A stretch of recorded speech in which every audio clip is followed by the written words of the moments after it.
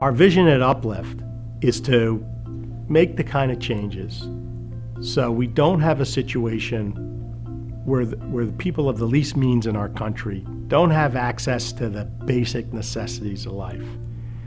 And although we have social programs that are supposed to do this, they're missing something, causing them not to be effective. When a state or a city, a foundation or a nonprofit wants to make a change in their area, the first thing is they need to have advice on how to frame the issue, what needs to change, who do they need to work with.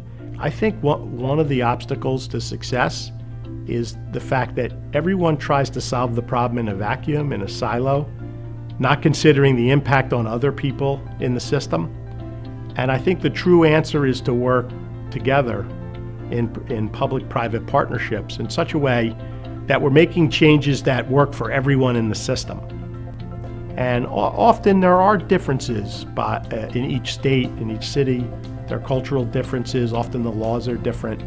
And it does take a certain amount of customization to figure out how we could take our ideas but make them work in a different place. In the case of the grocers, we need them to open stores in these underserved communities. There's a lot of fear about that, but we have firsthand experience on how to do that. We know that there's a financial gap. It does cost more to serve people in lower income communities. And part of UpLift's work is teaching the retailers and government how to help overcome that gap. So we found that the smartest way to solve the financial gap of one of these new grocery stores in a low access area is how the real estate, how the supermarket gets financed. And we found that it's fairly complicated because it's dealing with public-private ventures. It's often dealing with several programs, and it's not a cookie-cutter solution. Every place has different incentives. Some incentives are funded or not funded, and you sort of have a big jigsaw puzzle you have to build. And so we decided that we bring the bigger difference if we had our own financing instrument. And we started the Healthy Food Access Fund. Our fund is a CDE, works with the Treasury. We apply for new market tax credits, and our goal is to find partners to combine private sector leverage with government programs like the New Market Tax Credit Program, and to work with our clients, our supermarket clients, and their pro formas to take each project that's being considered and figure out how to make that project sustainable with all of the tools that we know how to use. One of our programs is local agriculture. Now, we don't think we'll ever have a situation where everything's produced locally. But I think it is important to have local agriculture. And we work with nonprofits. It's one of the things we seek to establish, where we could take vacant land and have them grow crops that are good sellers for the store we're working with, and organize the system that the store each day would buy what's harvested from that little local garden at the market price. And that kind of layout is sustainable for the whole system. And it allows the consumers of the store to buy our organically grown product that are literally just picked every day, and that people in their community made the earnings to grow. And we think that's a good solution. This job for a supermarket operator is not for everybody. I think to do it well, you have to balance the need to make a profit and be financially sustainable with the community's needs. And you almost have to be as excited about both challenges to make this work. You really have to have the community's interest at heart, and it is a little bit more work. So to overcome that effort, you need to be motivated about the community, yet still have the experience to run a supermarket. So what we're looking for are people that have that, or really have an aptitude to learn that. At UpLift Solutions, we know that the traditional ways that the public sector has tried to alleviate poverty, they haven't resulted in the improvement that any of us are looking for. And this has gone on for years. That phenomenal amount of money has been spent, but there's more people living in poverty today than ever. You can't separate the operation of your store with the problems of the community. All the problems of the community spill into the store, whether it's the high dropout rate, if it's the crime or high homicide rates, all these type of problems fall into the store. So the store needs to be part of helping the community manage its challenges. And we have found a number of really novel ways to help. So one of our services is our community operation. And it starts out with before you have a project, including everybody. Now, sometimes people are more difficult for various reasons, but we've found you need to include everyone.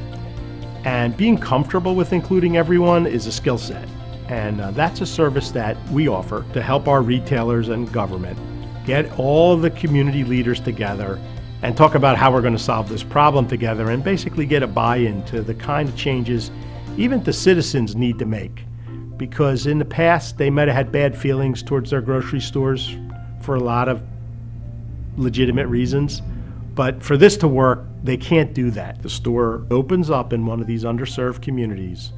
We're finding that this means hundreds of new jobs, which is such a boom for each local area. And it's not just the jobs in the store. There's accompaniment jobs, the people that service supermarkets, the people that sell to supermarkets. And then there's other retail. Often when a supermarket comes, other forms of retail also come because the supermarket's the anchor. The Reinvestment Fund has done research that it actually lifts the property values in the surrounding area. Again, a boom for an area that usually lives under the weight of depressed real estate values. And we've also found that just having new investment, brightly lit shopping center, a place that people can get their needs taken care of, has a positive impact on crime and most social issues that plague a lower income community. We also think that financial services are the same kind of problem, that people don't really have banks, and even if they did have banks, they can't afford the monthly charges to maintain a bank account if you don't have wealth. And so what we're designing is a way that they could have an account, not have requirements with a monthly balance or fees, to have a no-fee ATM, so they could interact with society in the way everyone else does, but in an affordable way. And it's our thought that we could aggregate all these services in the supermarket, because in an inner city community, the supermarket really is the main street or the hub of life in an inner city community. So it's the most trusted and the best able to deliver what people need. The supermarket has the capacity to do is be the aggregator of the necessities that people need to live productive lives. So one of our service offerings in UpLift is a clinic operation with social services that help people get their benefits. I think this is critical because what's going on now is that the poorest among us are going to emergency rooms to handle basic medical needs.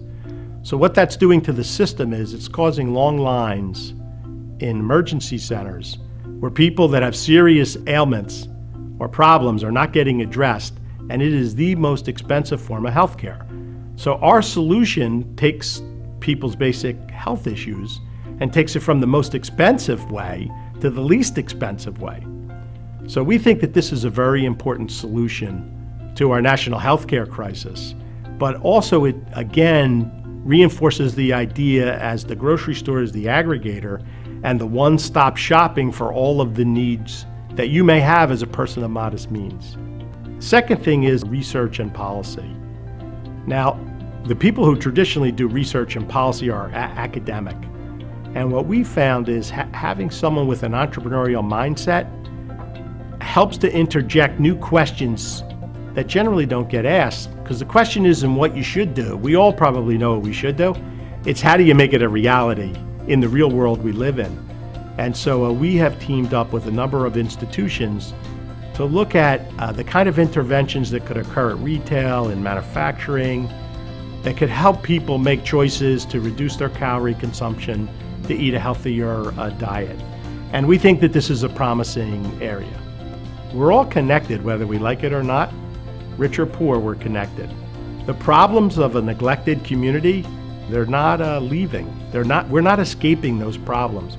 Every year when we pay our taxes, you see the pressure this country's under. We are paying for the neglect of problems that we're still trying to solve them in ways that have never worked. And the goal here is to come up with some entrepreneurial solutions that have the potential to save us money and make things better for people. That's what we're trying to do at UpLift.